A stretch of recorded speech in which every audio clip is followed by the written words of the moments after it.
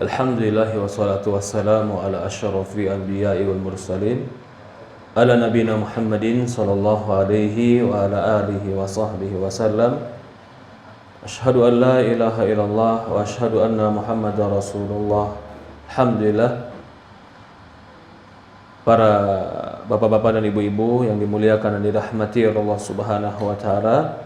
Alhamdulillah, hari ini kita masuk pada pembahasan kita masih pembatal keislaman yang ke-8. Masya Allah.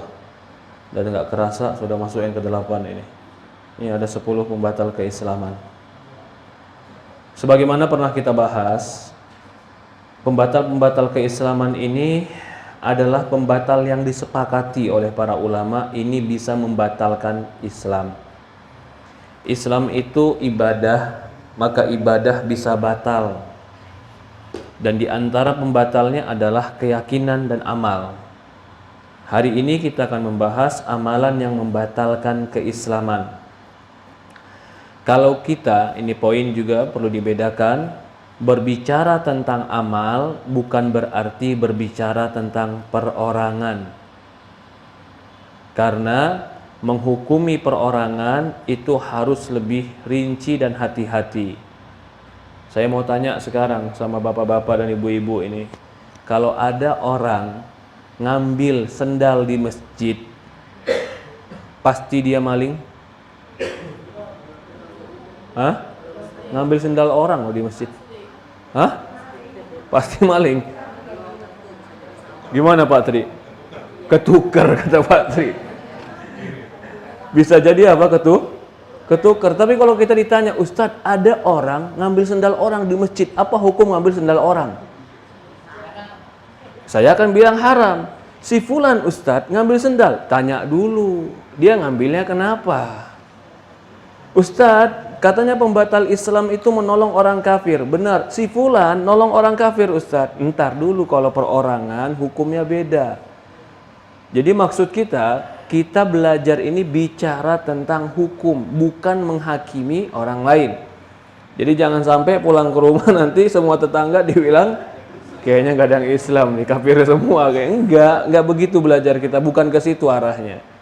Arahnya adalah kalau kita tahu ini pembatal keislaman, ku anfusakum wa ahlikum naro, jaga dirimu dan keluargamu dari api neraka. Itu yang poin yang ingin kita sampaikan. Ya, karena sebagian orang ketika belajar masalah ini yang dia jadikan kacamatanya untuk nilai orang lain, sehingga dia menghakimi orang lain. Belum tentu kita tahu hukum, kita boleh menghakimi orang lain. Ya, baru kita bisa masuk ke dalam pembahasan ini. Apa pembahasannya? Mudaharatul musyrikina muawanatuhum alal muslimin. Menolong orang kafir untuk melawan orang Islam. Itu hukum asalnya adalah kafir. Dalilnya firman Allah Subhanahu wa taala di dalam surat Al-Maidah ayat 51. Wa may yatawallahum minkum fa innahu minhum innallaha la yahdil qaumadz zalimin. Barang siapa di antara kamu menjadikan orang-orang kafir itu wala. Wala itu pemimpin, penolong, loyalitas, itu wala. Asal kalimat dari wali. Fa innahu minhum, kalau begitu dia termasuk golongan orang kafir itu. Innallaha la yahdil qaumadz zalimin. Sesungguhnya Allah tidak akan memberikan hidayah kepada orang-orang yang zalim. Ini ayat Al-Maidah ayat 51. Di dalam ayat ini Allah Subhanahu wa taala fala takunanna zahiran lil kafirin. Ini sama juga ketika Allah berkata kepada Nabi SAW, fala takunanna zahiran lil kafirin, dan janganlah kamu menjadi penolong untuk orang-orang kafir. Wali di sini, zahir di sini artinya menolong, membantu, menguatkan. Itu namanya zahir. Fala fa innahu minkum. Naam. Fala takunanna zahiral lil kafirin. Jangan kalian menjadi penolong bagi orang-orang kafir. Ya ayyuhalladzina amanu la tattakhidul yahuda wan nasara awliya ba'dhum li ba'd. Wa may yatawalla minkum fa innallaha la yahdi dhalimin. Itu komplitnya dari surat Al-Maidah ayat 51. Wahai orang-orang yang beriman, jangan kalian jadikan orang Yahudi dan Nasrani sebagai aulia. Aulia itu jamak dari wali. Wali itu apa artinya? Wali itu adalah pemimpin, penguasa. Contoh, wali kelas. Berarti dalam kelas itu dia penanggung jawab.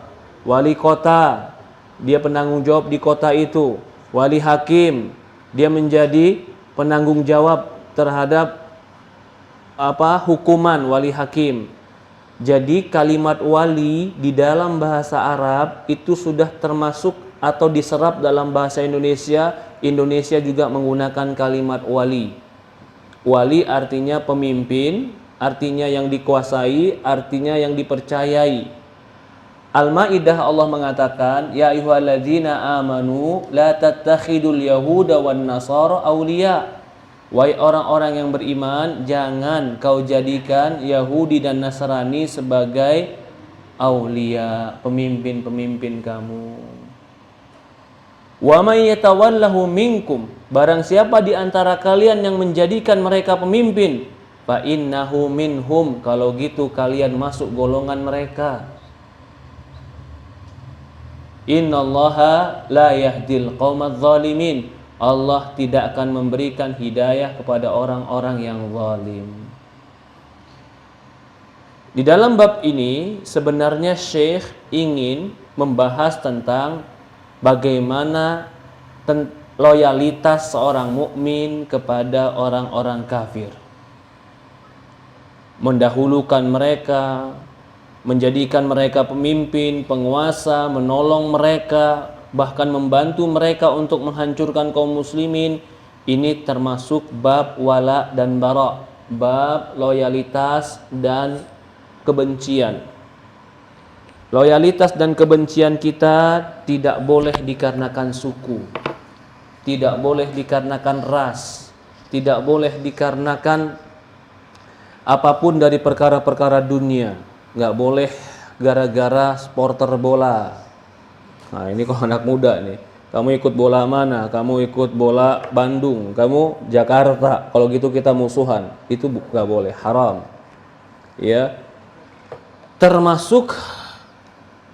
Tapi yang dibolehkan, kita harus membangun loyalitas di atas agama.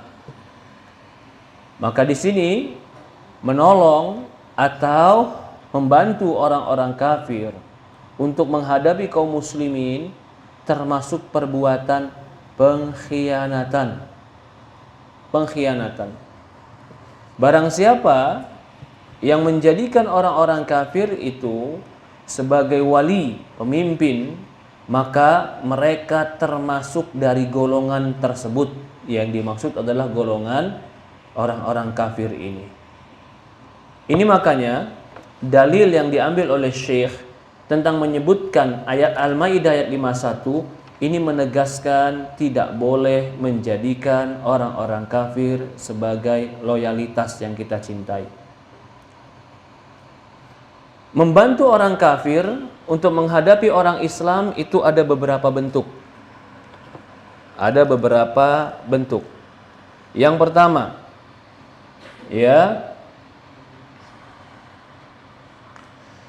menolong dan membantu mereka dalam menghadapi kaum muslimin sekaligus mencintai kekufuran dan membenci orang Islam. Dia Islam, tapi yang lebih dia suka Islam tuh kalah. Kalau Islam kalah, puas dia. Yang dia suka Islam itu tertinggal, dibiarkan, dibenci. Tidak diragukan lagi, yang seperti ini adalah bentuk kekufuran karena dia pengen orang Islam hancur. Ya. Oleh karena itu, barang siapa yang menolong dan membantu mereka dalam menghadapi kaum muslimin, sekaligus mencintai agama dan perbuatan orang-orang kafir, dan ridho kepada mereka, sedang ia tidak dalam keadaan terpaksa. Catatannya nih, dia menolong orang kafir dalam keadaan tidak terpaksa. Dia ridho dengan orang kafir dan benci kepada orang Islam, nggak ada yang maksa. Bahkan dia nggak suka kalau Islam menang, yang dia lebih suka kafir yang menang. Walaupun di KTP-nya tertulis Islam, hakikatnya dia bukan orang Islam. Sedangkan dia tidak terpaksa. Beda kalau dia terpaksa. Terpaksa dia ikut barisan orang-orang kafir untuk memerangi. Tapi yang kedua, membantu mereka dalam menghadapi kaum muslimin bukan atas kemauan sendiri. Ia tidak mencintai mereka, yaitu tidak mencintai orang kafir. Mereka memaksanya, dipaksa nih. Ayo kamu ikut barisan kami. Kalau nggak ikut, kamu saya tembak. Akhirnya dia ikut di barisan kaum musyrikin. Menetapkan tengah-tengah mereka. Maka orang semacam ini mendapat ancaman yang sangat keras dan sangat dikhawatirkan akan terjerumus ke dalam kekufuran yang mengeluarkan dari agama. Yang demikian karena dahulu ketika kaum musyrikin memaksa sekelompok kaum muslimin yang masih di Mekah untuk keluar bersama kaum musyrikin pada perang Badar untuk memerangi kaum muslimin, maka Allah mengingkari mereka. Ini juga dikhawatirkan salah, karena Allah mengingkari orang-orang muslimin yang di Mekah ikut perang Badar memerangi Rasulullah. Jadi ceritanya Rasulullah udah pindah ke Madinah. Ketika Rasulullah pindah ke Madinah, pergi ke Badar. Di perang Badar ada sebagian orang Islam yang masih di Mekah. Orang Islam yang di Mekah ini dipaksa untuk ikut perang memerangi Rasulullah. Allah tegur mereka di dalam Al-Quran. Di dalam surat Al-Nisa ayat 97 dan 99. Allah mengatakan, sesungguhnya orang-orang yang diwafatkan malaikat dalam keadaan menganiaya diri mereka sendiri. Malaikat bertanya, dalam keadaan bagaimana kamu ini? Mereka menjawab, adalah kami orang-orang tertindas di Mekah. Artinya kami ini dipaksa di Mekah karena kami lemah. Para malaikat berkata, bukankah bumi Allah itu luas sehingga kamu dapat hijrah di bumi itu? Orang-orang itu tempatnya adalah neraka jahanam. Nah, ini perhatikan poin yang kedua. Kalau poin yang pertama tadi membantu orang kafir dan menyenangi kalau orang muslim itu kalah dan tidak terpaksa, itu hukumnya kafir. Kalau sekarang dia terpaksa membantu orang kafir, tapi sebenarnya dia punya pilihan untuk meninggalkan orang-orang kafir. Tapi dia tidak tinggalkan orang-orang kafir itu karena dunia. Akhirnya dia bantu orang kafir untuk memerangi Rasulullah. Turun ayat An-Nisa ayat 97 sampai 99. Apa kata Allah? Ulaika ma'wahum jahannam wa sa'at masira. Mereka jika terus seperti itu, tempat mereka neraka jahanam dan sejelek-jeleknya tempat kembali. Illa, kecuali mustad'ifina minar rijal, laki-laki yang lemah. Ya terpaksa nggak bisa hijrah karena tua jompo. Terpaksa nggak bisa hijrah karena cacat buta. Terpaksa nggak bisa hijrah karena pincang, mustad'afin, lemah. Atau winan nisa, atau dari wanita terpaksa nggak bisa hijrah. Dia tetap ada di Mekah, seolah-olah ingin di barisan musyrikin memerangi Rasulullah. Atau dari golongan anak-anak. Ini kan juga semua orang lemah. Wala yastati'una hilatan wala yahtaduna sabila. Mereka nggak mampu juga hilah. Hilah itu buat tipu daya, bohong-bohongan, nggak mampu. Dan nggak ada cara lain kecuali mereka harus ikut. Kalau memang dia terpaksa karena dia lemah, atau wanita, atau anak kecil, Allah berikan uzur. Tapi kalau dia tidak lemah, dia laki-laki yang kuat, tapi tetap berada di Mekah, dan berada di barisan musyrikin di perang Badar bersama orang musyrik menyerang Rasulullah, Allah ancam mereka tempatnya neraka jahanam. Faulaika, terakhir ini, mereka ini dari kalangan wanita, anak-anak, Asallahu an ya'fuwa anhum wa kana Allah afuwan ghafura. Dan Allah Maha Pengampun lagi Maha Pemaaf. Jadi di dalam An-Nisa ada dua keadaan. Yang pertama, dia tetap di Mekah ngebantu orang musyrikin menyerang Rasulullah, tapi bukan karena pengen Islam kalah, cuman gara pengen dunia. Kalau dia hijrah, dia tinggalin Mekah, duit dia habis, rumah dia habis, takut dirampok sama orang Mekah. Akhirnya mau nggak mau dia ikut barisan orang musyrikin merangi Rasulullah. Ini ancamannya, faulaika ma'wahum jahannam. Mereka letaknya di neraka jahannam. Yang berikutnya orang yang lemah, laki-laki lemah, jompo, sakit, atau punya keterbatasan fisik. Dia nggak bisa keluar kota Mekah bukan karena nggak mau, tapi karena keterbatasan kemampuan. Akhirnya mau nggak mau berada di barisan musyrikin memerangi Rasulullah. Ini yang kedua, ini laki-laki yang lemah ini posisinya sama seperti wanita dan anak-anak. Apa itu? Kalau memang betul-betul lemah, innallaha wa kanallahu afuwan ghafura. Allah pemaaf lagi Allah pengampun. Dari ini dipahami berarti keadaan orang yang membantu, keadaan orang yang membantu untuk memerangi Rasulullah beraneka ragam. Keadaan yang ketiga, orang yang membantu orang-orang kafir untuk menghadapi kaum muslimin atas kemauan sendiri, nggak ada paksaan. Namun seiring dengan itu ia membenci agama orang-orang kafir. Nggak ada paksaan, tapi dia benci agama orang kafir. Tidak diragukan orang telah melakukan salah satu dosa besar, dikhawatirkan akan terjumus kekufuran. Ini yang tadi, ma'wahum jahannam. Yang keempat, orang yang membantu orang kafir untuk menghadapi orang-orang kafir lain yang sudah mengikat janji dengan kaum muslimin. Dia bantu orang kafir, tapi bukan menghadapi orang Islam, bantu orang kafir lain.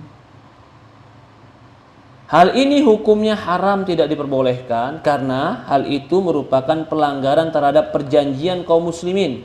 Orang-orang kafir yang memiliki ikatan perjanjian dengan kaum muslimin tidak diperbolehkan bagi segenap kaum muslimin memerangi mereka. Kita udah ada perjanjian sama orang kafir juga, nggak perang. Tiba-tiba ada orang kafir yang perang dengan dia, kita bantu, nggak boleh. Itu namanya berkhianat tentang perjanjian. Allah mengatakan surat Al-Anfal ayat 72, fa in tansurukum fid din fa 'alaikum nasru illa qaumin bainakum wa bainahum mitsaq. Jika mereka orang-orang kafir itu minta tolong kepadamu untuk memerangi orang kafir tadi, ya, orang kafir minta tolong untuk memerangi orang kafir lain, maka kata Allah, fa 'alaikum an-nasr, bantu saja orang kafir itu. Tapi kecuali mereka telah ada perjanjian denganmu. Ini gambaran yang keberapa? Keempat. Jadi gambaran keempat, saya ulang sekali lagi, orang muslim membantu orang kafir untuk memerangi orang kafir. Itu sebenarnya boleh selama kita tidak ada perjanjian damai dengan orang kafir berikutnya. Kalau kita punya perjanjian damai dengan orang kafir yang ingin diserang, kita nggak boleh ikut campur, karena itu pengkhianatan. Islam tidak diajarin pengkhianatan. Tapi kalau nggak ada perjanjian, kita boleh membantunya. Yang kelima, mencintai orang-orang kafir dengan tanpa memberikan bantuan kepada mereka dalam menghadapi kaum muslimin. Yang seperti ini telah dilarang oleh Allah. Ini cuman mencintai tapi nggak bantu mereka, cuman kagum, cuman seneng kepada orang kafir tapi nggak bantu mereka. Yang seperti ini tidak sampai kafir, tapi dia tetap salah. Dalilnya surat Mujadalah ayat 22. Al-Mujadalah ayat 22. Allah berfirman, la tajidu qauman yu'minuna billahi wal yaumil akhir yuwadduna man hadallaha wa rasulah walau kanu aba'uhum au abna'ahum au ikhwanahum au ashiratahum ulaika kataba fi qulubihimul iman. Kamu tak akan mendapati kaum yang beriman kepada Allah dan hari akhir, mereka berkasih sayang dengan orang-orang yang menentang Allah dan Rasul. Jadi nggak bakalan ada orang yang beriman itu mencintai musuh-musuh Allah. Kalau dia mencintai musuh Allah, berarti dia tidak mencintai Allah. Maka barang siapa yang mencintai musuh-musuh Allah, kagum dengan musuh-musuh Allah, mereka menunjukkan lemah iman. Lihat di surat Mujadalah ayat 22. Allah mengatakan, tidak akan kau dapatkan satu kaum yang beriman kepada Allah dan hari akhir, mereka itu mencintai orang-orang yang memusuhi Allah dan Rasul. Walaupun bapak mereka sendiri, anak mereka sendiri, saudara-saudara mereka, kerabat-kerabat mereka, mereka tidak akan mencintai. Walaupun bapak, walaupun anak, walaupun kerabat, orang beriman tidak akan mencintai musuh-musuh Allah. Ulaika kataba fi qulubihimul iman. Mereka inilah yang Allah telah cetak, tulis di dalam hatinya keimanan. Di dalam ayat Al-Quran yang lain, wa ma kana istighfaru Ibrahim li abihi illa an mau'idatin wa'adaha iyyah falamma tabayyana lahu annahu aduwwun lillahi tabarra'a min inna Ibrahim lawwahul halim. Tidaklah permohonan ampun Ibrahim untuk bapaknya kecuali itu hanya karena satu janji yang Ibrahim janjikan. Tapi ketika telah jelas Allah melarangnya dan bapaknya menjadi musuh Allah, Ibrahim tabarra'a min, berlepas diri dari bapaknya. Inna Ibrahima li'awwahun halim. Sesungguhnya Ibrahim itu adalah orang yang sangat lembut hatinya, lagi penyantun. Ibrahim tadinya janji akan minta ampun kepada Allah untuk bapaknya. Tapi ternyata bapaknya jelas-jelas memusuhi Allah. Maka Ibrahim berlepas diri dari bapaknya. Allah memuji Ibrahim tidak mau mematuhi bapaknya, walaupun itu bapak kandungnya, jika bertentangan dengan Allah. Ya, maka di sini Allah Subhanahu wa taala ingin memberikan penegasan di antara bentuk sempurnanya iman seseorang, dia tidak akan mencintai musuh-musuh Allah. Bahkan di surat Mumtahanah ayat 1 sampai 4 itu bercerita tentang orang-orang yang mencintai orang kafir dan Allah Subhanahu wa taala ingkari itu. Allah mengatakan, ya ayyuhalladzina amanu la tattakhidu aduwwi wa aduwwakum awliya. Wahai orang-orang yang beriman, jangan kau jadikan musuhku dan musuh kalian aulia. Apa tadi jama' aulia? Wali. Wali itu artinya pemimpin. Tegas Allah katakan, musuhku dan musuh kalian jangan kalian jadikan wali, teman dekat kalian, pemimpin kalian. Tulquna ilaihim mawaddah, jangan kalian berikan kepada mereka mawaddah, kecintaan dan kasih sayang. Wa qad kafaru bima ja'akum minal haq, bahkan mereka telah kufur terhadap apa yang datang pada dirimu. Berteman boleh, kenal boleh, tapi mencintai, menunjukkan loyalitas, pembelaan, kagum sama mereka tidak boleh. Itu poinnya. Kalau sampai menunjukkan loyalitas, la tajidu qauman yu'minuna billahi wal yaumil akhir, tidak akan ada satu kaum yang beriman kepada Allah dan hari akhir, dia mencintai orang-orang yang memusuhi Allah. Coba saya analogikan yang lebih ringan. Mau nggak kita, maaf ini cuman perumpamaan. Mau nggak kita berkasih sayang, bersantun ria kepada orang yang bilang ibu kita pelacur? Hah? Marahlah. Ibu kita bilang pelacur, kita main sama dia, mau nggak? Nggak mau. Kenapa kok kita marah? Kan yang dibilang ibu kita, bukan kita. Ya ibu saya itu bagian saya, Ustaz. Kan begitu kan? Karena ibu saya cintai. Berarti marahnya engkau ketika ibumu dikatakan pelacur, itu marah karena kecintaan. Marahnya itu berarti marah karena kecintaan. Sekarang kalau ada ibunya yang bilang pelacur, dia nggak marah, bahkan dia tuker-tukeran bunga sama yang itu. Makasih ya, ini bunga buat kamu gitu. Gimana Pak Tri? Itu kan nggak benar, secara fitrah dan jiwa nggak benar kan? Kalau dia bilang orang tua kita pelacur, kita marah. Bagaimana kalau dia bilang Tuhan kita beranak? Tuhan kamu nggak satu, Tuhan kamu bisa membelah diri. Loh, kok bisa membelah diri? Beranak itu kan membelah diri. Oh iya, makasih ya, kamu udah bilang Tuhan saya, ini bunga buat kamu. Subhanallah. Kan nggak masuk akal itu namanya. Tapi saya menjaga perasaan dia, Ustadz. Kamu tidak menjaga hubungan dengan Allah. Allah sudah bilang, wahai orang-orang yang beriman, yang disentuh iman. Kalau imannya nggak ada, ya susah, nggak kesentuh dia. Tapi kalau imannya ada, dia akan kesentuh. Wahai orang-orang yang beriman, jangan kalian jadikan musuhku dan musuh kalian wali.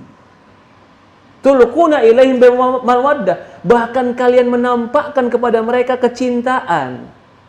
Apa sih bukti cinta itu? Ngasih hadiah. Ngasih hadiah kan bentuk bukti cinta. Ya, ngasih hampers buat Desember akhir, nggak boleh itu. Nggak. Tapi kalau dia bilang, Ustadz saya ngasih sebenarnya bukan karena agama Ustadz. Kenapa? Biar proyek tahun besok jalan terus. Kalau gitu gimana Pak Tri? Ngasihnya bukan karena agama? Hah? Nggak boleh juga? Hah? Nggak boleh. Tapi nggak sampai kafir, cuman haram. Ya cuman haram nggak apa-apa lah, yang penting nggak kafir. Allahu Akbar. Nggak boleh. Loh kalau gitu kita nggak boleh berteman Ustaz, nggak boleh berkawan. Nah, poin beda, berteman, berkawan, berbisnis silahkan. Tapi kalau untuk mengucapkan selamat setelah dia mengucapkan atau mengatakan Allah itu beranak, ini bukan lagi mengucapkan acara biasa, ini mengucapkan selamat pengakuan terhadap lahirnya anak Tuhan. Lah, ini akidah kita ambil dari mana? Dari Al-Qur'an. Surat Al-Kafirun. Surat Al-Ikhlas. Qul huwallahu ahad, Allahus samad, lam yalid wa lam yulad wa lam yakul lahu kufuwan ahad, tidak beranak dan tidak diperanakkan. Lalu ada orang yang bikin acara lahirnya anak Tuhan, kita ikut bareng. Lalu kita bilang inilah rahmatan lil alamin, Ustaz. Enggak, kamu kurang baca dari Quran, cuman kebanyakan baca koran, bukan baca Quran. Coba baca Al-Quran tadi, surat Al-Maidah. Saya kumpulin nih dalilnya. Al-Maidah ayat 51. Yang kedua, surat An-Nisa ayat 97 dan 99. Lanjut, surat An-Nisa, surat apa lagi? Al-Anfal ayat 72. Surat Al-Mujadalah ayat 22. Surat At-Taubah ayat 114. Surat Mumtahanah ayat 1 sampai 4. Surat Mumtahanah ayat 13. Masih banyak lagi dalil yang menunjukkan jangan kalian menunjukkan loyalitas, cinta dan kasih sayang bagi mereka yang memusuhi Allah dan Rasul. Bagi mereka yang memusuhi Allah dan Rasul. Ya, nggak boleh kita mencintai mereka. Oke, kita poinkan sekarang. Apa hubungannya dengan bab? Bab adalah orang yang mencintai, kecintaannya loyalitas lebih tinggi nih. membantu orang kafir untuk menyerang orang Islam. Ini lebih tinggi kan? Jadi dia jadi pasukan di pasukan orang kafir untuk membantu orang kafir menyerang orang Islam. Apa hukumnya ini?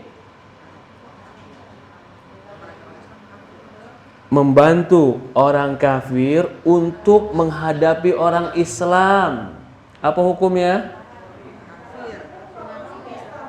Hah? Tadi kan kita rinci, kalau dia senang dengan kekalahan Islam dan senang dengan kemenangan kafir tanpa ada paksaan, maka dia kafir. Kalau dia terpaksa karena dia perempuan yang lemah, karena dia anak-anak, karena dia laki-laki yang mungkin jompo, dia berada di barisan orang kafir menyerang kaum muslimin, apa hukumnya? Allah pemaaf. Kalau dia berada di tengah orang kafir menyerang orang Islam karena dunia, sebenarnya dia benci sama orang kafir, sebenarnya dia sedih orang Islam itu diserang, tapi karena dia takut dunia dia hilang, dia dosa besar. Ma'wahum jahannam, kata Allah, tempat kembali mereka adalah neraka jahannam. Itu kalau membantu langsung orang kafir. Oke, itu kan tadi rinciannya ada berapa rincian? 1, 2, oke. 3, membantu orang kafir untuk menghadapi muslimin. 4, membantu orang kafir menghadapi orang. Yang keempat, membantu orang kafir untuk menghadapi orang kafir. Apa hukumnya? Boleh jika tidak ada perjanjian. Yang kelima, masalahnya adalah dia tidak membantu, nggak ikut perang, cuman senang, cinta sama orang kafir, mengagumi orang kafir, dan selalu menganggap orang Islam kurang sempurna. Ini bukan Islamnya dia benci, Islamnya sempurna, tapi pemeluk agama Islam ini, kata dia, ini yang seperti ini berarti dia berkasih sayang dengan orang kafir, menunjukkan lemah iman, dan ini juga termasuk dosa. Lemah iman. Jadi rinciannya, kalau kita cuman mencintai, mengagumi, dan tidak merasa mereka sebagai musuh Allah, itu sudah termasuk lemah iman. Kalau yang terakhir, ini terakhir kita bilang, pembagian ke-6, dia nggak mencintai, dia nggak meloyalitas, nggak kagum sama orang kafir, tapi dia dagang sama orang kafir, tapi dia pinjam-meminjam sama orang kafir. Boleh tidak? Boleh. Yang seperti ini yang boleh berhubungan dengan orang kafir. Sekarang masalahnya, kalau dia mengagumi orang kafir, bukan karena orang kafir itu akan menghancurkan Islam, tapi dia kagum orang kafir ini untuk jadi pemimpin dia. Masuknya yang mana dari pembagian tadi? Masuk nomor 1, bukan. Hah? Masuk nomor 5. Kalau dia ada di barisan Israel, dia ada di barisan Israel untuk hangusin dan habisin orang Palestina, cuman karena jadi tentara bayaran, yang penting cuan, digaji. Sebenarnya dia benci sama Yahudi, tapi kebetulan Yahudi banyak duit, gaji dia untuk jaga perbatasan yang dia tembak orang Palestina kaum muslimin. Ma'wahum jahannam. Allah apa? Ancam tempat kembali mereka neraka. Kalau dia berada di barisan Yahudi dan menghancurkan orang Islam dengan keyakinan memang orang Islam ini hama yang harus dihancurkan, walaupun KTP-nya Islam, dia apa jadinya? Kafir. Dia menjadi apa? Kafir. Kalau mencintai, ini lagi nih, orang kafir bukan karena agamanya, bukan karena perbuatannya, tapi mencintai orang kafir karena kerabat. Dia bapak saya, nggak bisa saya benci dia. Dia paman saya, Ustadz, nggak bisa saya benci dia. Saya benci agamanya, tapi saya untuk orangnya saya nggak benci. Apa hukumnya ini? Hah? Apa? Bapak-bapak apa? Dia bukan mencintai bukan karena agama, bahkan dia benci agamanya. Tapi karena keluarga nih. Hah? Jawabannya boleh hanya sekedar karena kerabat. Selama dia tidak memusuhi Islam. Itu catatannya juga. Kalau dia memusuhi Islam dan dia ingin menyerang Islam, kita tetap harus berada di barisan kaum muslimin. Apa dalilnya? Dalilnya Al-Quran. Innaka la tahdi man ahbabta walakinnallaha yahdi man yasha. Muhammad, kau tidak akan, Nabi Muhammad, maksudnya Allah memanggil Nabi Muhammad, ya Nabi Muhammad, sesungguhnya engkau tidak akan bisa memberikan hidayah kepada orang yang kau cintai. Ayat ini turun ketika Nabi Muhammad pergi ke Abu Thalib dan Abu Thalib diajak Islam. Abu Thalib mau nggak mengucapkan syahadat? Nggak mau, meninggal dalam keadaan kafir. Turun ayat ini, engkau tidak akan bisa memberikan petunjuk kepada orang yang kau cintai. Berarti Nabi Muhammad mencintai orang kafir. Siapa orang kafirnya? Abu Thalib. Tapi mencintai Abu Thalib bukan karena agama, karena paman. Allah katakan Nabi Muhammad mencintai Abu Thalib, boleh, tapi bukan karena agama. Kalau karena agama, nggak boleh. Kalau dia udah memusuhi Islam, nggak boleh. Walaupun itu paman. Mana dalilnya? Tadi Al-Quran, la tajidu qawma yu'minu billahi wal yawmil akhir, surat Mujadalah ayat 22. La tajidu qawma yu'minu billahi wal yawmil akhir yuaduna man hadallahu wa rasul. Tidak akan ada orang yang beriman kepada Allah dan hari akhir, dia berkasih sayang dengan musuh-musuh Allah, walaupun itu bapak mereka, anak mereka, walaupun itu kerabat mereka. Orang ini yang mencintai karena Allah, membenci karena Allah, hatinya telah terpatri dengan keimanan. Dalil yang lain, Allah mengatakan, tabbat yada abi lahabi wa tab. Abi Lahab itu paman Rasulullah. Sama kayak Abu Thalib itu paman Rasulullah. Tapi Abu Thalib nggak memerangi, tidak menghalangi Rasulullah. Rasulullah mencintai dia, Allah nggak larang. Tapi ketika Abu Lahab, paman juga posisinya, tapi dia memerangi Rasulullah, menyerang Rasulullah, mengganggu Rasulullah, Allah katakan tabbat, putuskan hubungan dengan Abu Lahab. Sampai 2 anak Rasulullah yang dinikahi oleh 2 anaknya Abu Lahab cerai, diceraikan. Kenapa nggak boleh? Kenapa kepada Abu Thalib boleh?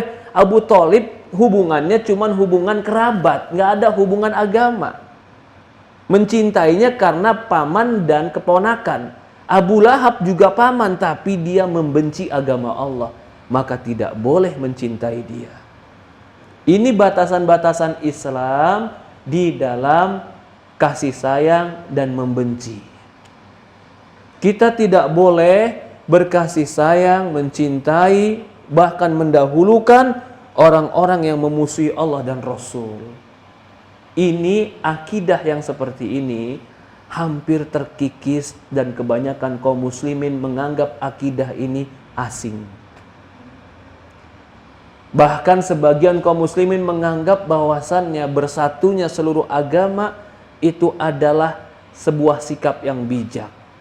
Padahal itu bertentangan dengan Quran dan hadis. Kita, tadi saya sudah contohkan, tidak mungkin kita bisa berkasih sayang dengan orang yang mengatakan ibu kita pelacur. Itu adalah jiwa yang benar.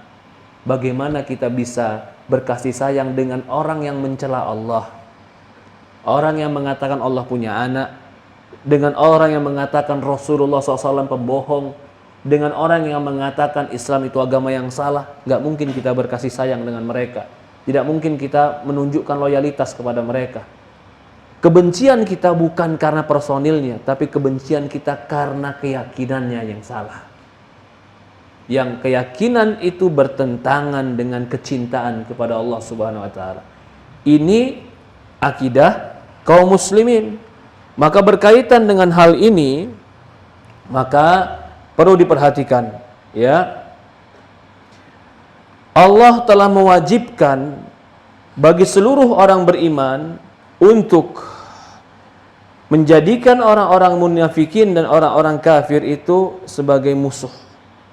Selama mereka tidak beriman kepada Allah, bahkan Allah perintahkan untuk kita bersikap tegas kepada mereka.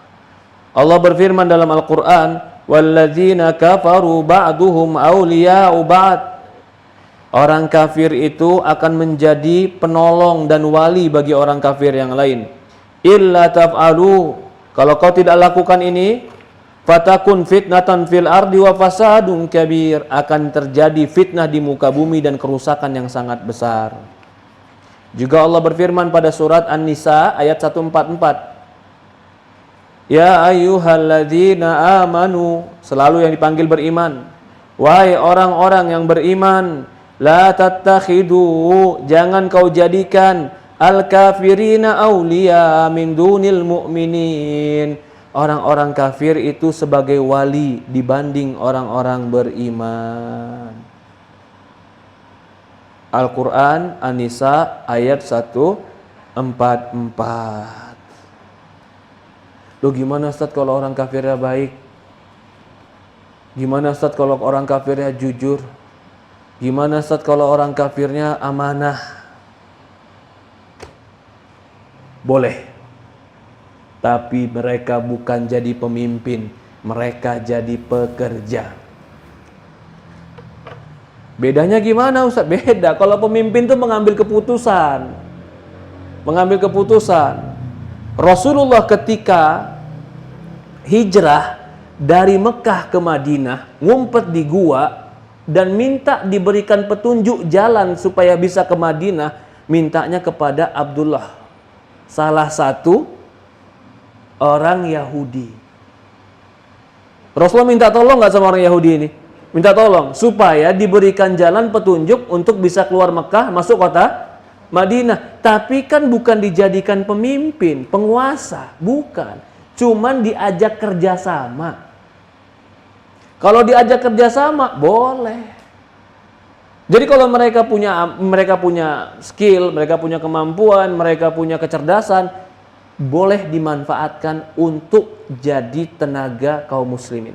Tapi kalau mereka dijadikan pemimpin, jadikan penguasa, Allah mengatakan la tattakhidu aduwi wa aduwakum awliya, jangan kau jadikan musuhku dan musuh kalian sebagai wali. Saya mau contohkan lain lagi nih Bu. Ibu lagi berantem sama tetangga, umpamanya si suami malah belain tetangga dan nyalahin ibu, malah bilang sama tetangga, maaf ya Bu, istri saya emang agak sedikit lah, kata dia. Apa kata ibu? Kalau ibu begitu perasaannya gimana? Ini kok belain tetangga bukan belain saya? Sakit hati nggak? Kalau ada orang yang mencela Allah malah kita bela. Maaf ya, ini orang Islam yang sini memang agak sedikit lah. Islam tuh kayak saya bela kamu. Wallah, ini orang nggak punya muh, kata orang Arab bilang. Apa itu nggak punya muh? Nggak punya akal dan perasaan. Nggak punya akal dan perasaan. Kita saja kalau kita bertikai sama orang, sama tetangga, suami kita bela tetangga, wah udah deh, nggak tahu gimana ceritanya itu. Bisa jadi nggak dimasakin 40 hari 40 malam itu. Kenapa? Ya gimana Ustaz, harusnya dia bela saya. Di mana rasa kasih sayang dan cinta dan loyalitas? Betul. Itu adalah kalau kita betul-betul mencintai. Umpamanya kalau tadi antara kita dengan tetangga, padahal bisa jadi memang benar tetangga kita yang benar, kita yang salah. Tapi kalau suami betul-betul bela tetangga depan kita, tetap aja kita sakit hati. Gimana kalau keadaannya kita betul-betul benar, tetangga yang salah, tapi tetangga yang dibela? Lebih sakit hati lagi kan? Bagaimana keadaannya kalau Islam agama yang benar, yang disalahkan malah orang Islam? Yang dibenarkan malah orang nggak Islam. Ya subhanallah. Itu namanya tidak mendahulukan iman. Nggak boleh kita kayak begitu dalam Islam, nggak boleh. Ya, jadi dan ini kata dia kan mereka juga Lebaran kan juga ngucapin selamat sama kita, ya kan? Kita juga harus baik dong ngucapin selamat sama dia. Beda, kalau Lebaran itu nggak ada hubungannya dengan keyakinan. Cuman hari raya, habis puasa sebulan makan-makan, udah selesai. Kalau tanggal 25 itu hari ulang tahun. Ulang tahun siapa? Ulang tahun anak Tuhan lahir. Lah, itu kan ada keyakinan di situ. Lalu kita ikut rayain, ikut tiup lilin. Subhanallah. Gak boleh, itu gak boleh. Gak boleh. Ya, bisa jadi gara-gara kita berbuat itu Allah benci sama kita. Loh, iya dong. Kok enggak? Bagaimana Allah nggak marah kepada dia? Dia berbahagia, senang-senang bikin acara dengan acara yang Allah murkai. Walaupun dia puasa, walaupun dia sholat, tapi dia membuat Allah murka. La ilaha illallah. Ya, itu nggak boleh. Loh kalau gitu gimana Ustaz? Mereka bikin acara kita bubarin aja Ustaz. Lah ini kita negara juga negara kesatuan. Udah lakum dinukum waliyadin, untukmu agamamu, untukku agamaku. Dia bikin acara, kita tidur di rumah, selesai. Kalau dia bikin acara ribut sampai ke jalan, baru kita tegur, jangan sampai rumah saya. Silahkan. Tapi kalau kita menunjukkan loyalitas, kasih sayang, cinta dengan alasan-alasan apapun, tidak dibenarkan. Dengan alasan dunia tidak dibenarkan, apalagi dengan alasan agama lebih tidak dibenarkan. Dengan alasan kekerabatan pun tidak dibenarkan. Loh gimana Ustadz kalau kerabat saya begitu? Kan tadi Ustadz bilang boleh kita mencintai orang yang non muslim walaupun karena kerabat. Saya bilang boleh selama tidak berkaitan dengan agama. Kan itu poinnya tadi saya bilang. Boleh selama tidak berkaitan dengan agama. Berkaitannya dengan kerabat, berkaitannya dengan ponakan, berkaitan dengan paman, silahkan. Tapi ketika berkaitan dengan agama, kita nggak ikutan. La tajidu qauman yu'minu billahi wal yaumil akhir yuwaduna man hadallahu wa rasul. Kau tidak dapatkan orang yang beriman kepada Allah dan hari akhir mencintai orang-orang yang memusuhi Allah. Ustadz, mereka nggak musuhin Allah kok, cuman bilang Allah punya anak doang. Itu sama. Itu sama. Jadi, pahami, ini yang namanya akidah. Ini yang namanya amalan. Ini yang namanya keyakinan. Lakum dinukum jelas. Untukmu agamamu, untukku agamaku. Bahkan di zaman Rasulullah SAW, mereka itu sudah memberikan kepada Rasulullah tawaran. Ya Muhammad, daripada kita ribut terus, ya, gimana kalau kita bersatu aja? Gimana bersatunya? Setengah tahun sembah Tuhanku, setengah tahun sembah Tuhanmu. Adil nggak? Solusi kata dia, daripada kita perang, daripada kita ribut. Akhirnya turun ayat Al-Quran, lakum dinukum waliyadin. Qul ya ayyuhal kafirun la a'budu ma ta'budun. Katakan orang kafir, kalian tidak beribadah kepada yang kusembah dan aku tidak akan pernah menyembah apa yang kalian sembah. Lakum dinukum waliyadin. Untukmu agamamu, untukku agamaku. Jadi dalam Quran itu udah tegas untuk membedakan sikap kita dalam masalah agama. Sikap kita dalam masalah loyalitas udah tegas. Ini amalan seperti ini, mencintai karena Allah dan membenci karena Allah, ini amalan lebih wajib daripada sholat tahajud. Sholat tahajud hukumnya apa? Sunnah. Meyakini tentang tauhid Allah hukumnya wajib. Maka ini lebih besar pahalanya dibanding seluruh amalan-amalan sunnah. Perhatikan lagi, ya.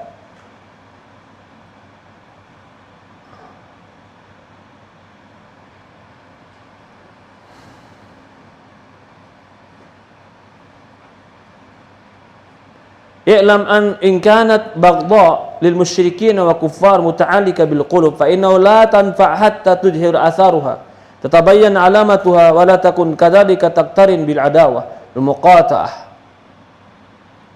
Ya, bahwasannya membenci orang-orang musyrikin itu tidak cukup hanya dengan hati, tapi harus dibuktikan juga dengan perbuatan yang tidak menunjukkan loyalitas kepada mereka. Allah mengatakan dalam Al-Quran, qad kanat lakum uswatun hasanah fi Ibrahim walladzina ma'ah. Sungguh bagi kalian ada contoh yang baik di dalam Ibrahim dan orang-orang yang bersama Ibrahim. Id qalu liqaumihim.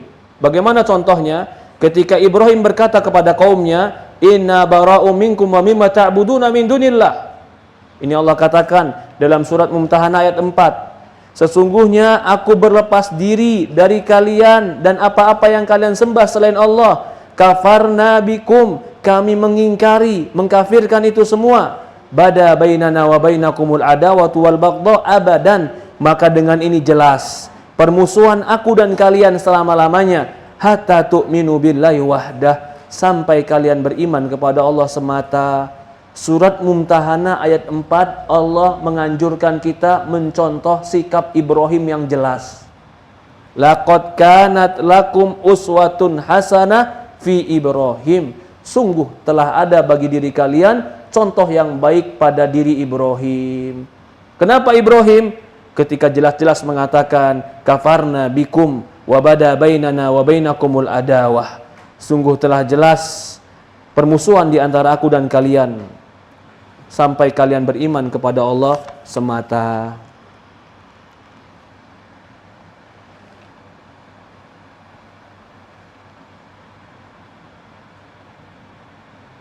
Di dalam surat Al-Anfal ayat 73. Tadi juga kita singgung sedikit. 73 juga ada. Walladzina kafaru ba'dhum awliya ba'd illa taf'alu takun fitnatun fil ardi wa fasadan kabira. Ini sudah kita bahas tadi sedikit. Oke. Kemudian ya,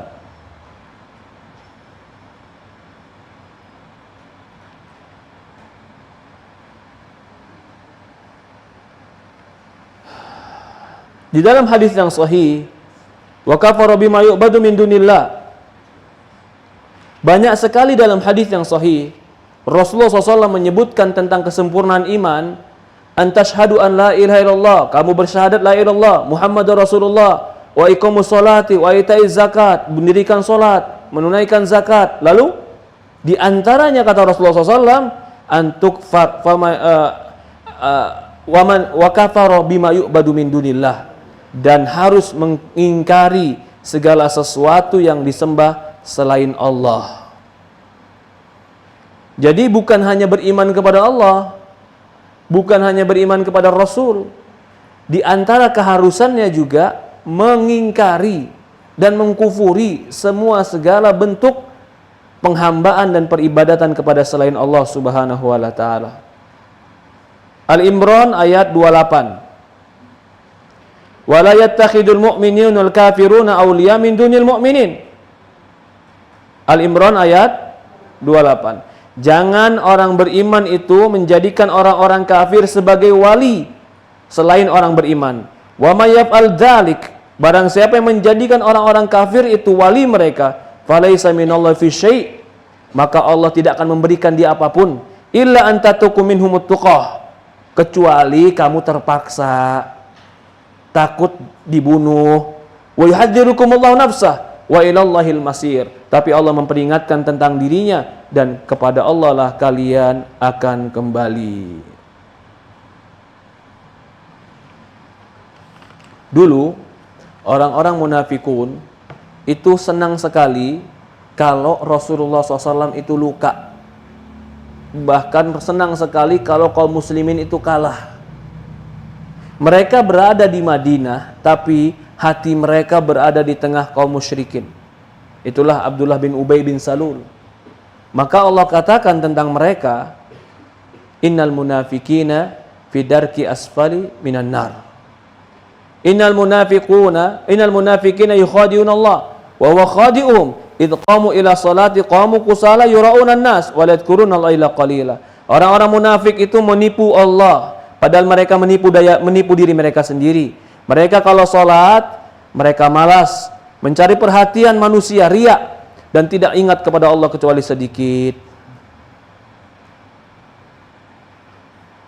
Nah, ya. Oke, sebentar. Saya akan bawakan di sini ada beberapa pembahasan juga. Fa idza tabayyana hadza fa'lam anna farqan baina wujudi adawah wa adamu idharuha. Kalau begitu pahami perbedaan antara dua. Yang satu tidak memusuhi, yang kedua tidak menampakkan permusuhan. Ini beda. Kita itu diperintahkan untuk membenci dan dalam perbuatan juga tidak menunjukkan kecintaan kepada mereka. Baina adamul wujudil adawah aslan, atau sama sekali tidak memusuhi mereka.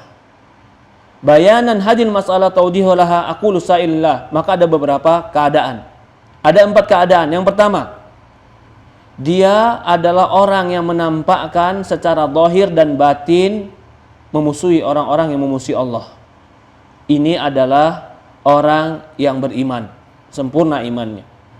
Wa may yakfur bit-taghuti wa yu'min billahi faqad istamsaka bil urwatil wuthqa. Barang siapa yang kufur kepada tagut, beriman kepada Allah, maka dia telah berpegang teguh dengan tali kokoh. Yang kedua, dia tidak menampakkan permusuhan, tidak zahir, tidak batin. Pokoknya dia nggak ada permusuhan sama orang. Batinnya juga tidak memusuhi orang kafir. Bahkan dia mencintai orang kafir. Yang seperti ini orang munafik. Yang ketiga, dia menampakkan secara zahir seolah-olah memusuhi, tapi batinnya tidak memusuhi. Ini pun sama. Ini adalah orang-orang munafikin. Zahirnya di Madinah, tapi batinnya berada orang musyrikin. Yang keempat, mereka memusuhi secara batin tapi tidak zahir. Zahirnya berada di tengah orang kafir. Zahirnya, fisiknya berada di pasukan orang kafir, tapi batinnya nggak ada di orang kafir. Orang seperti ini ada 2 keadaan. Kalau dia terpaksa untuk menampakkan itu, maka mudah-mudahan Allah memaafkan dia. Ya. Kalau dia melakukan itu karena duniawi, yang kedua ini, karena harta, karena duniawi, atau karena perkara yang lain, maka yang seperti ini diancam dengan dosa besar dan mungkin bisa mendekatkan kafir, tapi tidak sampai kepada kekafiran. Atau yang ketiga, keadaan ketiga, dia menampakkan kecintaan dan penolongan kepada wa tahsinu din wa yakunu ma'um fil ijtima' wa nusra wa manzil haitsu ya'uddu musyrikin minhum fa hada kafir wala uzur. Tapi kalau dia betul-betul bantu orang kafir bukan karena agama, bukan karena dunia, maka ini tetap dikatakan sebagai permusuhan. Dalil yang lebih jelas. Sekarang kita bawakan dalil-dalil yang lebih jelas. Sebagian sudah kita sebutkan tadi. Boleh dilihat surat Al-Imran ayat 28 bersama tafsir Ibnu Katsir. Tadi Al-Imran 28 sudah. Allah melarang orang beriman untuk bermualah, menjadikan orang kafir sebagai wali.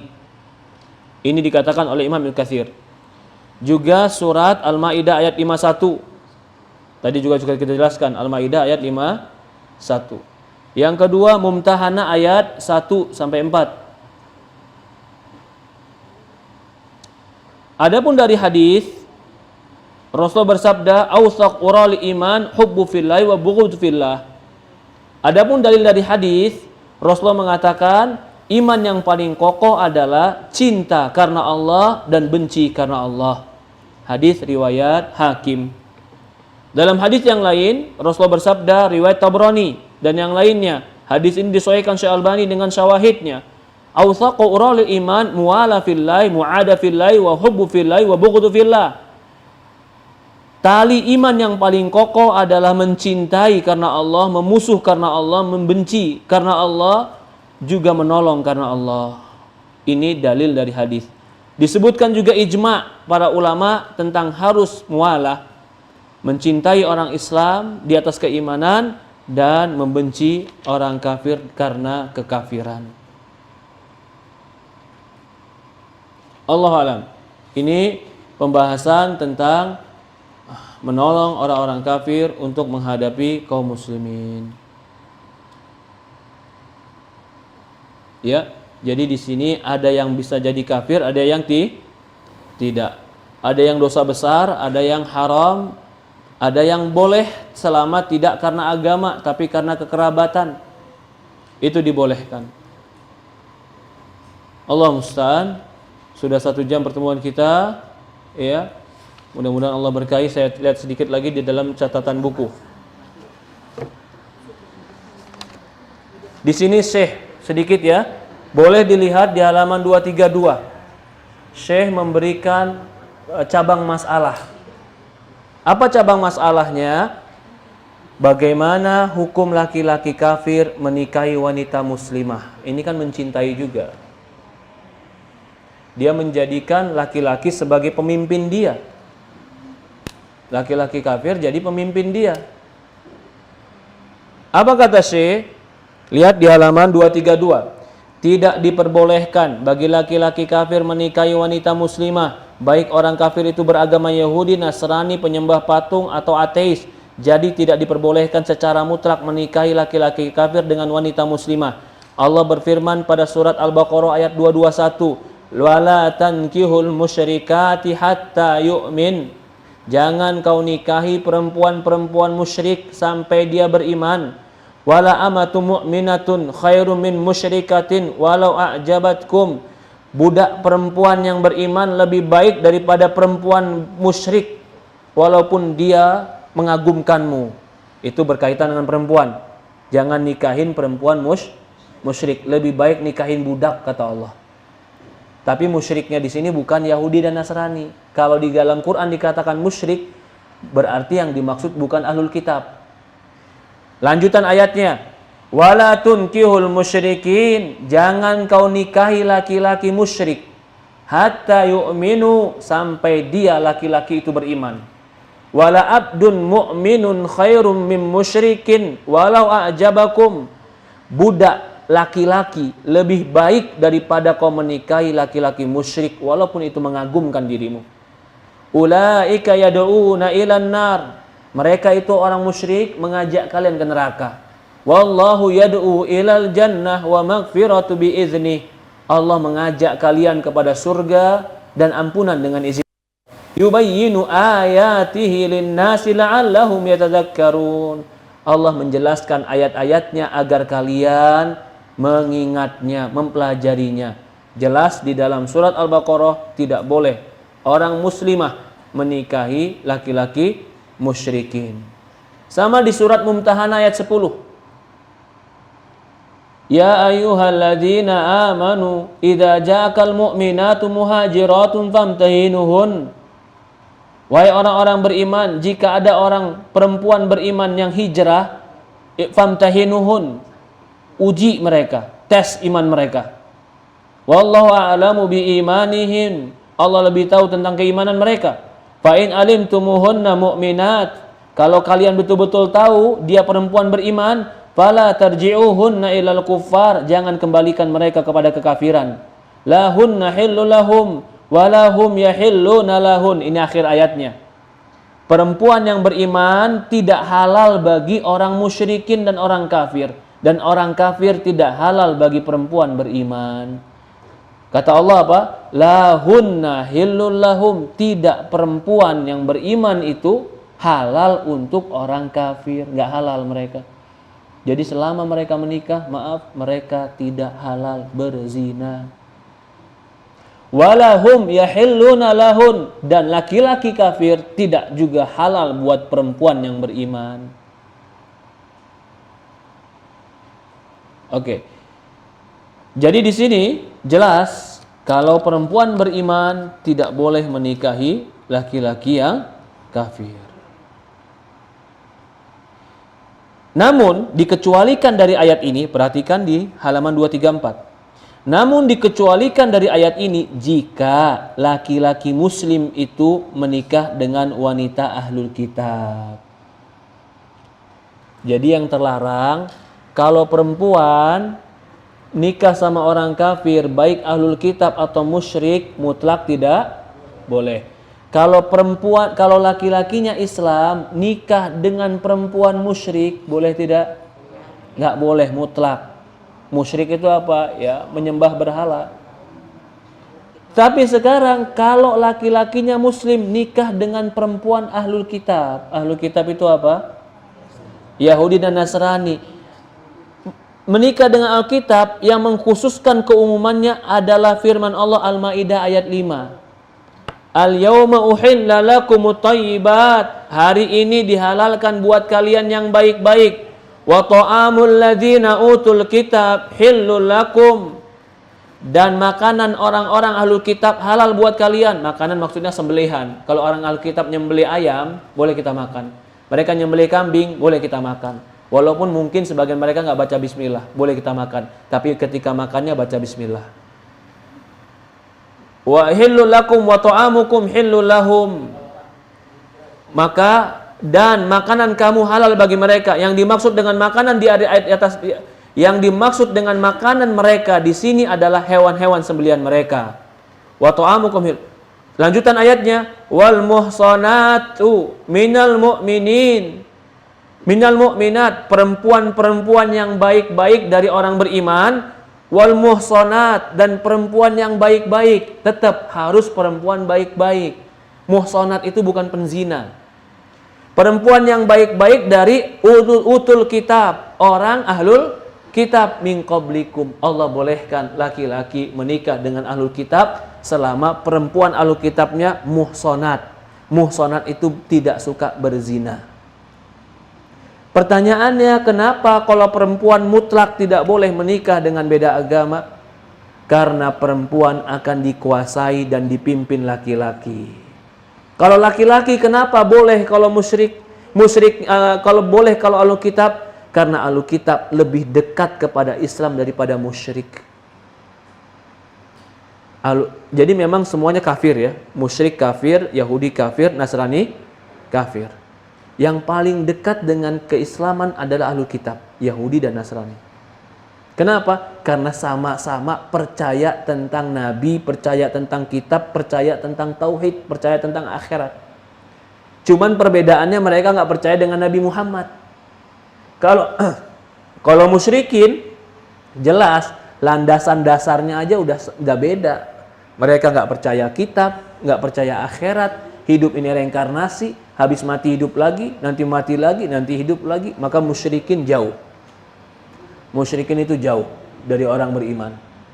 Ini diantara, maka kata Syekh di halaman 235, Allah telah membolehkan laki-laki muslim menikah dengan wanita kafir dengan dua syarat. Wanita yang baik-baik, bukannya mengambil para lelaki sebagai peliharaannya. Bukan wanita-wanita jelek lah. Wanita itu merupakan ahlul kitab.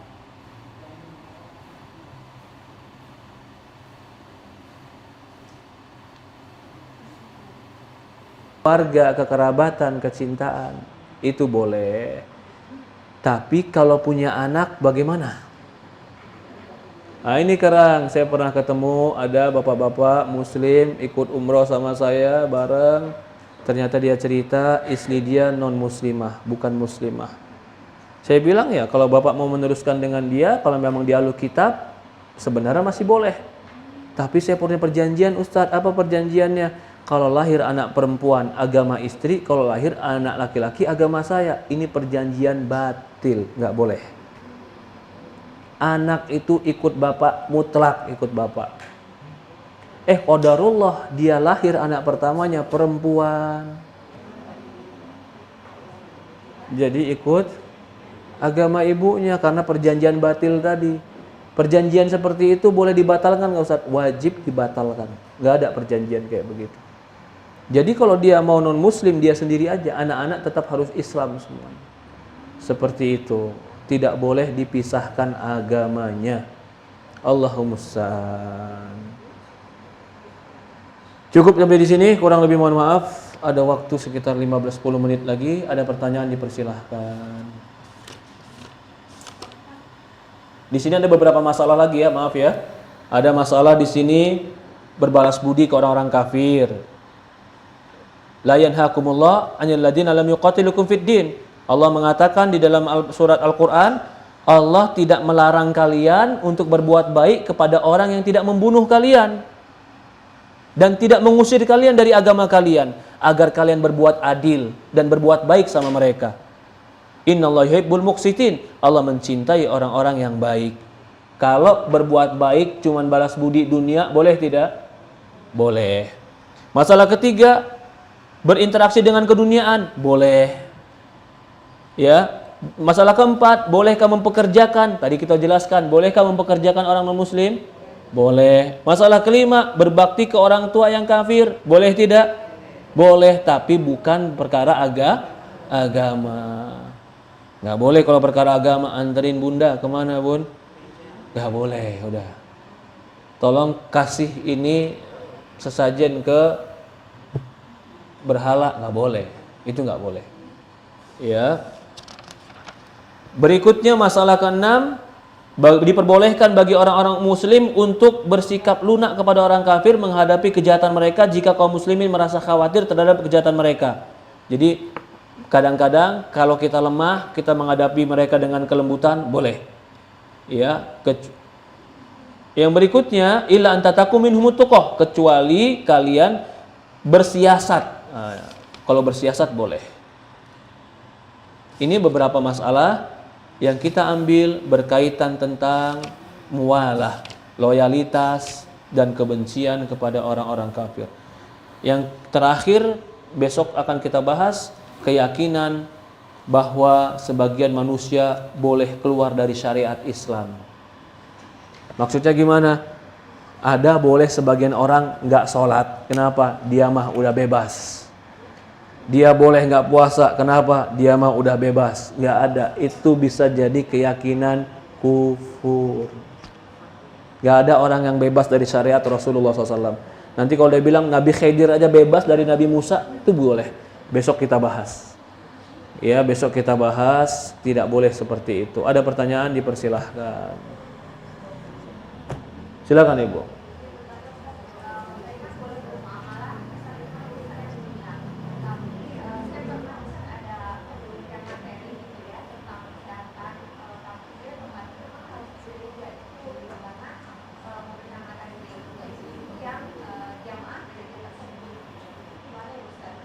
Memberikan materi tentang kedokteran tapi di gereja. Ketahuilah para ibu-ibu dan bapak-bapak, salah satu cara misionaris adalah melalui kesehatan. Banyak orang yang mau dibaptis, kamu saya baptis tapi saya sembuhkan. Banyak orang murtad gara-gara kesehatan. Maka kalau mereka bikin pengobatan di gereja, jangan hadir. Ibu pematerinya? Oh, yang hadir? Masalah kesehatan?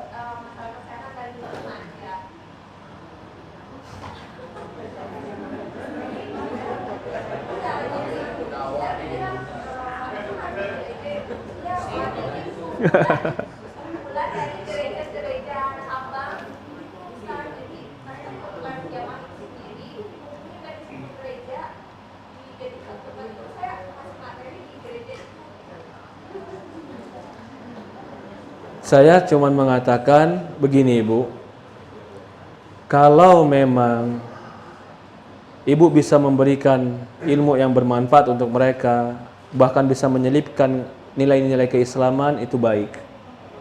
Tapi kalau ternyata begitu Ibu datang, Ibu malah kagum sama mereka, ini orang kok baik-baik banget ya gitu, kok ini orang malah menghargai saya luar biasa ya, oh, kita kagum sama mereka. Udah kalau begitu langsung jangan. Ya, kalau kayak begitu jangan.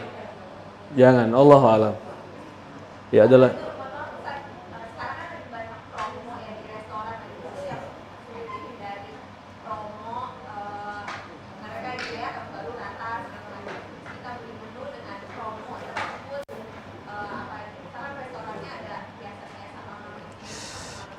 Jadi begini ya Bu, saya karena memang pas juga di negara kita ini akhir tahun diliburkan panjang, ya kan? Kita datang kenapa?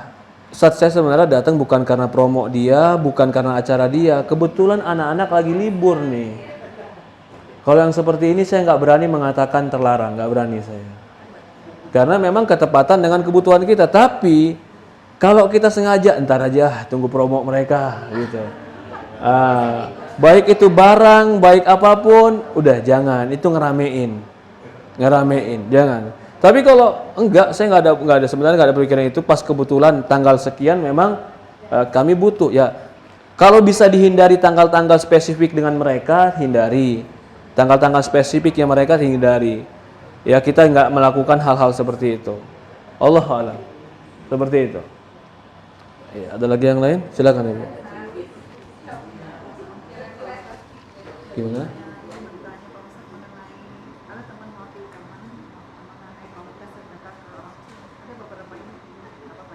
Jadi kita orang muslim sedekah kepada orang kafir pertama, kedua kita mengerjakan RT di rumah kita, tapi dia membawa kitab sucinya di rumah kita atau salibnya. Ketiga kita bekerja di perusahaan yang mengadakan, misalnya di mall tapi mengadakan acara Natal, tapi kita nggak bikin masuk, tapi ada suatu kewajiban minimal. Iya. Pertama tadi pertanyaannya adalah apa tadi? Membantu orang non muslim dengan sedekah. Jawabannya boleh. Yang penting kita berbuat baik sama dia kalau bisa. Bahkan uang zakat pun boleh dikasih mereka. Dengan catatan tetap selipkan dakwah Islam untuk mereka. Tetap menceritakan dakwah Islam. Yang kedua pertanyaannya adalah kita punya pekerja yang kerja sama kita, punya kitab suci dan punya salib mereka bawa. Itu punya dia. Selama dia tidak mengajarkan kepada kita, mengajarkan kepada anak-anak kita, itu punya dia. Di dalam rumah kita, di dalam kamar dia umpamanya, hanya di kamar dia saja, itu biarkan. Tapi kita tetap mendakwahkan dia perlahan demi perlahan. Harus didakwahkan dia. Ya. Yang ketiga kalau kita kerja sebenarnya kerjaan kita sebenarnya sepanjang tahun halal, nggak ada masalah kerjaan kita. Tapi pas tanggal-tanggal tertentu memang namanya kerjaan kadang-kadang ikut acara seperti itu, meramaikan acara seperti itu. Maka saya katakan jangan ikut acaranya aja, nggak usah ikut acaranya. Jadi kalau bisa ngambil cuti dari mulai pertengahan Desember sampai awal Januari udah sekalian. Cuti aja udah, nggak usah masuk, ya. Jadi aman kita seperti itu. Allahu a'lam. Jadi kita nggak bisa memutlakkan juga semua pekerjaan yang selama setahun terlarang, tidak. Kalau pekerjaannya memang halal. Allah musta'an. Cukup? Silakan ibu yang belakang. Waalaikumsalam warahmatullahi wabarakatuh.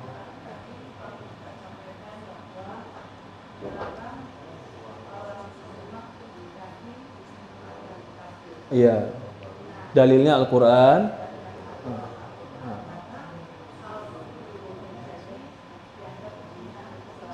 Oke.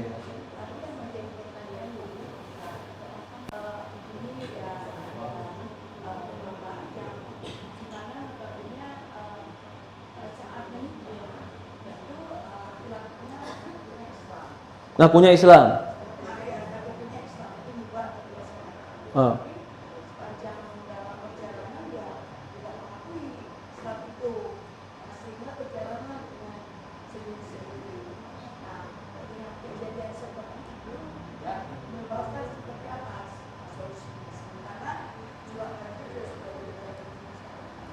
Iya, begini. Menikah taunya Islam. Begitu di perjalanan si suami jelas-jelas nggak mengakui Islam, begitu.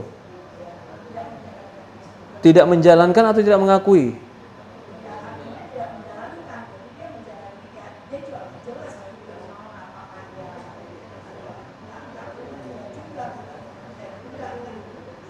Iya. Dia ngaku Islam. Tapi begitu Islam, dia juga nggak jelas. Islam yang nggak dikerjain, selain agama Islam juga nggak dikerjain, begitu ya. Yang seperti ini, Allahu alam, secara KTP dia Islam, maka kalau dia mati tetap harus dikuburkan secara Islami. Adapun dia betul-betul Islam atau enggak, hubungan dia sama Allah. Hubungan dia sama Allah, kita nggak tahu. Tapi pertanyaannya, kalau saya sebagai istri gimana Ustadz? Wallahu alam, kalau kayak begitu bisa jadi harus berpisah. Karena nggak pernah sama sekali ada sholat, nggak pernah sama sekali ada ibadah. Itu kita khawatir dia kafir. Kita khawatir dia kafir. Ya. Jadi kalau seperti itu harus dikasih ultimatum. Kamu harus sholat karena itu Islam. Dan kebanyakan seperti itu orang, kalau nikah cuman karena masuk Islam cuman karena nikah, rata-rata kayak begitu. Nggak serius Islamnya, nggak benar Islamnya. Ya, kecuali istrinya mengajak dengan benar, ya. Tapi kalau laki-laki yang nikah dengan perempuan yang mu'alaf, saya lihat kalau laki-lakinya beragama baik, rata-rata perempuannya juga ikutan baik. Seperti itu. Jadi kalau seperti itu, saya juga nggak berani mengatakan dia pasti kafir, tapi menurut saya kalau dia meninggal tetap harus diritualkan Islam. Adapun keadaan dia, Allah yang lebih tahu dia kafir atau tidak kafir, tapi istri tetap harusnya memberikan batasan yang jelas. Mau Islam atau tidak. Kalau tidak mau Islam, dia dipisahkan. Allahu a'lam. Ya, silakan Bu. Waalaikumsalam warahmatullahi wabarakatuh. Waalaikumsalam. Keluarga suami anak kan kafir semuanya Ustaz. Ah. Lalu orang tua beliau sudah wafat, suami anak sudah sebelum 2 tahun sebelum nikah sudah muslim. Lalu di perjalanannya suami waktu sudah tidak ada, setiap kali ada di tahun-tahun ini Ustaz, suami anak sama kita sudah tidak ada urusan dengan makan-makan dan perayaan tersebut. Dan terjadi kayak perang dingin gitu Ustaz. Oh. Sebelum setiap 2 minggu selalu ngajak keluarga makan di luar bulan Oke. ya, jadi menjelang bulan ini kita udah tahu sekarang kita menjauh terus kayak sempat keluar gitu Oke. perang ini jadi Ya. suami kalau WA kakaknya jawab anak jadi anak tetap kalau misalnya mengajak makan udah berkali-kali ditolak misalnya Oh, Allahu Akbar. jadi tapi tetap sampai akhirnya pas beberapa bulan sebelum ini kadang-kadang orang Amerika suami anak mau tidak mau karena laki-laki sama dia jadi sebagai Wali. wali Ah. wali Ustaz jadi melamarkan Oke. di gereja suami anak udah bilang saya tidak bisa Masya Allah, tabarakallah. ya lalu itu Ustaz ini sekarang nih ketika cerai lagi pasti suami lagi Ustaz Masya Allah, Masya Allah. gimana Ustaz Ustaz Betul. Kita kalau tidak menghadapi masalah, kadang-kadang kita ngomongnya gampang. Tapi begitu ngadapin masalah, disitulah ujian. Maka berbuat baiklah kepada mereka dalam hal apapun kecuali dalam hal agama. Mereka mau nikahan, kita minta bantu nikahan. Tapi begitu ada ritualnya, kita nggak bantu. Mereka ngajak makan ke rumah makan, ajak makan ke rumah makan. Mereka butuh bantuan, kita bantu semampu kita. Bisa jadi dengan bantunya kita, terbukanya kita, dia malah kagum dengan Islam. Tapi kalau sudah berkaitan dengan agama, terus saja kita dalam pendirian kita, suatu hari dia akan sadar. Ya, jadi itu memang harus seperti itu. Ya. Masya Allah. dan Anda selalu bilang bahwa mereka tidak akan pernah berhenti sampai kita mendukung Betul. Itu ayat Al-Quran. Walan tarda ankal yahud walan nasara hatta tattabi'a millatahum. Mereka tidak akan pernah rela suka sama kamu sampai kamu ikut agama mereka. jadi karena statusnya tidak karena suami yang tidak tapi Anda tetap Masya Allah. Semoga ibu diberikan kekuatan, diberikan kesabaran, diberikan keistiqomahan. Semoga keluarganya juga diberi hidayah oleh Allah Subhanahu wa taala. Cukup sampai di sini? Cukup ya, kurang lebih mohon maaf. Subhanakallahumma wa bihamdi Asyhadu an la ilaha illa anta nastaghfiruka wa atubu ilaik. Assalamualaikum warahmatullahi wabarakatuh.